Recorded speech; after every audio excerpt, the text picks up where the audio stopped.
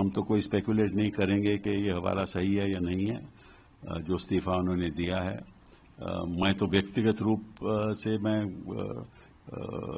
खुश नहीं हूं कि मैं जब पार्लियामेंट जाऊंगा तो उनको नहीं देखूंगा, क्योंकि मेरे उनके साथ संबंध बड़े वर्षों से हैं और बड़े अच्छे संबंध रहे, पारिवारिक संबंध रहे। और जहां जहां भी हमारे परिवार के कोई फंक्शन होते थे तो धनखड़ साहब हमेशा आते थे, और मेरे पिताजी के साथ उनके संबंध रहे, और मैंने कई केसेस उनके साथ भी किए, उनके खिलाफ भी किए जब वो दूसरी साइड पर रहते थे। लेकिन हमारी जो पर्सनल इक्वेशन थी वो बहुत ही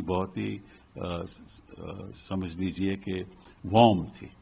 हाँ, और आई विल मिस हिम, क्योंकि जो भी कहो धनखड़ साहब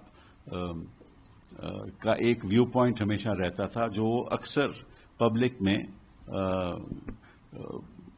बिना संकोच के बोल देते थे, और ये उनकी खासियत थी, क्योंकि जो उनके मन में रहता था वो मन में नहीं रखते थे, और उनको अगर कोई ऐसी बात लगती थी कि गलत हो रहा है तो बोल भी देते थे।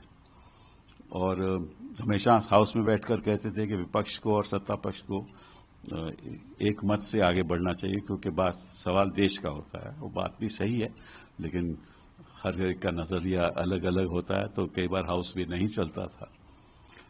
लेकिन उनके मन में कोई मैल कभी नहीं रहा, और जब भी मैंने चाहा कि मुझे थोड़ा वक्त ज्यादा दीजिए बोलने का, तो चेंबर में जाकर मिला तो हमेशा उन्होंने मेरा साथ दिया और ज्यादा टाइम दिया। तो मैं तो उनका आभारी हूं कि उन्होंने हमेशा जो हमारे संबंध रहे वो बहुत अच्छे रहे।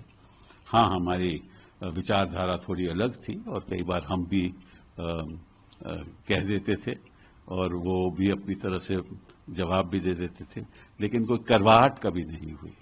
और मुझे दुख है कि अगली बार जब मैं जाऊंगा राज्यसभा तो वहां उस चेयर पे नहीं होंगे। लेकिन जिस तरह से वो चेयर पे अपनी बात रखते थे और जितने प्रोएक्टिव वो थे, शायद ही कोई चेयरमैन इतिहास में, हिंदुस्तान के इतिहास में उतना प्रोएक्टिव रहा हो।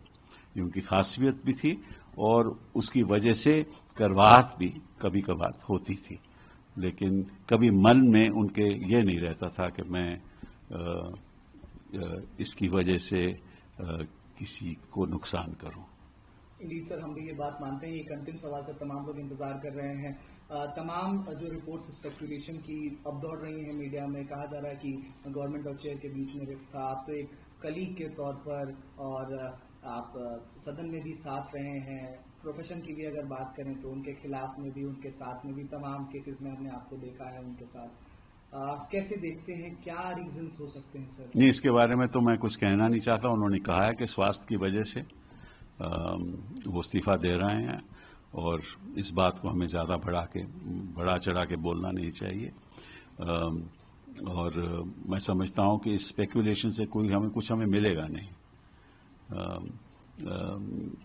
कोई भी सत्ता में बैठा हुआ अगर पद छोड़ता है तो उसकी कोई वजह होगी, और इतनी गंभीर वजह होगी कि उनको छोड़ना पड़ा, या उन्होंने सोचा कि अब वक्त आ गया है मुझे छोड़ने का।